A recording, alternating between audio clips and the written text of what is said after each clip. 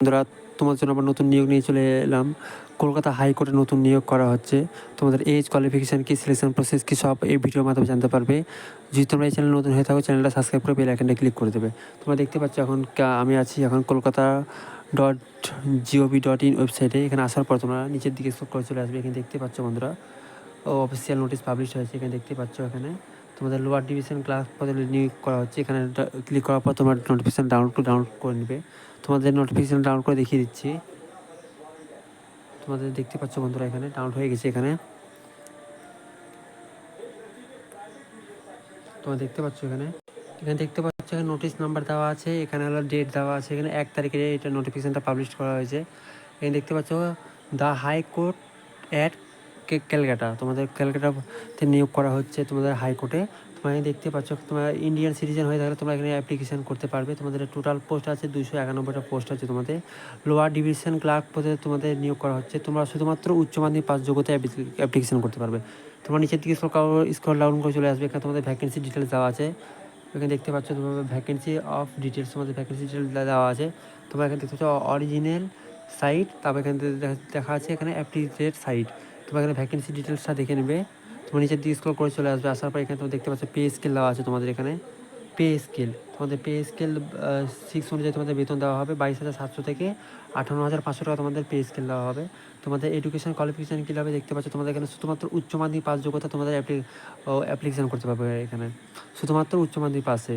আর তোমাদের এখানে Bengali language জানতে হবে, তাহলে তোমরা অ্যাপ্লিকেশান করতে পারবে। নিচের দিকে স্ক্রল করে চলে আসবে। আসার পর এখানে দেখতে পাচ্ছ এজ লিমিট, তোমাদের এজ লিমিট দেখে নাও কত লাগবে। এখানে তোমাদের হলো 18 বছর থেকে 40 বছর এজ হয়ে থাকলে তোমরা এখানে অ্যাপ্লিকেশান করতে পারবে।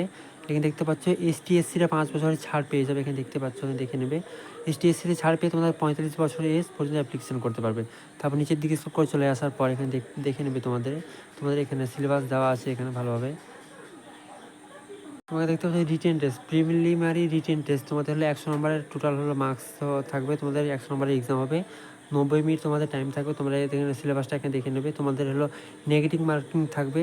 তোমরা একটা কোশ্চেন 4টা কোশ্চেন ভুল করলে তোমাদের একটা কোশ্চেনের নাম্বার কেটে নেবে। এখানে দেখতে পাচ্ছ 1 নাম্বার কেটে নেবে। এখানে তোমাদের শুধুমাত্র হলো ইংলিশ ল্যাঙ্গুয়েজে তোমাদের এক্সাম থাকবে, কোশ্চেন পেপার থাকবে। তো বাংলা থাকবে না, শুধু তোমরা ইংলিশ ল্যাঙ্গুয়েজে কোশ্চেন পেপার থাকবে।